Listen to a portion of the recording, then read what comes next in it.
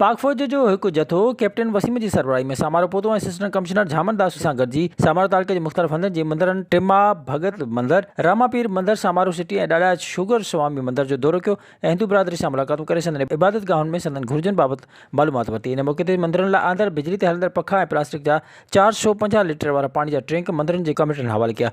Lockdown सबबि मुतासिर थियल मुस्तहकमनि में 20 राशन बैग्स पिणु विराया। इन मौक़े ते श्री शुगर स्वामी मंदर में गॾु थियल ॿारनि में पाक आर्मी जे कैप्टन वसीम ऐं असिस्टेंट कमिश्नर समारो झामनदास चॉकलेट साबुण ऐं मास्क पिणु विराया। इन मौक़े ते हिंदू बिरादरी जा अॻवान सेठ नवल राय महेश्वरी, साबिक़ काउंसलर भमरूमल माली ऐं ॿियनि सां मुलाक़ात कई ऐं उन्हनि खां मसइला मालूम कया। श्री ॾाढा शुगर स्वामी मंदर जे इंचार्ज गंगाराम माली कैप्टन वसीम ऐं असिस्टेंट कमिश्नर झामनदास खे सिंध जे सकाफ़त अजर कोठायो। बाद में पाक फ़ौज जे आयल जथे तालका अस्पताल समारो पहुची उते क़ाइम कोरोना वैक्सीनेशन सेंटर जो दौरो कयो ऐं इंतज़ामनि जो जाइज़ो पिणु वरितो। विज़िट कयो अवामी आवाज़ मीडिया ग्रुप जी वेबसाइट awamiawaz.pk